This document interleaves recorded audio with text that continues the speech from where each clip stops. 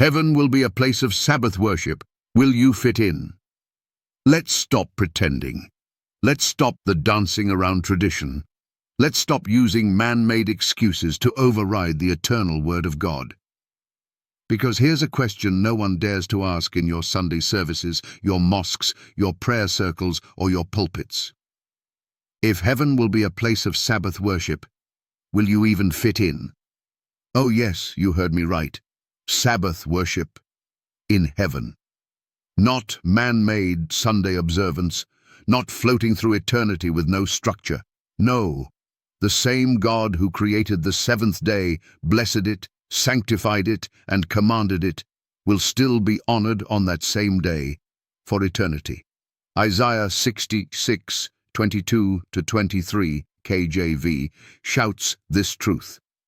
For as the new heavens and the new earth, which I will make, shall remain before me, saith the Lord, and it shall come to pass that from one Sabbath to another shall all flesh come to worship before me, saith the Lord.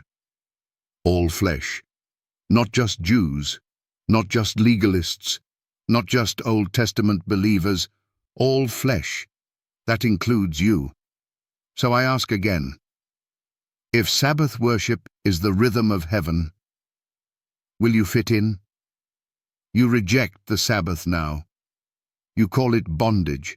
You say, Jesus is my rest. I don't need a day. Yet heaven, yes, eternal heaven, will honor that very day. God never said, one Sabbath in Eden, and then I'll cancel it at the cross. He never said, they'll keep the Sabbath in Moses' day, but I'll replace it with Sunday later. No. God planted the Sabbath in creation. He sealed it in stone at Sinai. Jesus lived it, the apostles honored it, and heaven will enshrine it forever. So what spirit is it that fights against the Sabbath? What voice whispers, it doesn't matter? Certainly not the voice of God. You're preparing to enter a kingdom where every week the entire universe, angelic hosts and redeemed souls, gather to worship on the Sabbath. But here on earth, you won't even acknowledge the day. Then tell me, how will you walk the golden streets if you refuse to walk in God's command now? How will you sing with the redeemed if you won't even obey the fourth commandment? How can you expect to live in God's holy presence while you trample on his holy day? You say, it's not about a day. But it was about a day when God said it. It was about a day when he sanctified it. It was about a day when he wrote it with his finger in stone. What changed? Not heaven, not God. You did. You accepted the calendar of men. You accepted the decrees of popes. You traded the command of God for the tradition of your denomination, but heaven didn't move. Heaven didn't shift to accommodate your convenience. The Sabbath still stands, and it will still stand forever. So I challenge you, pastor. I challenge you, imam. I challenge you, priest, preacher, skeptic, and believer.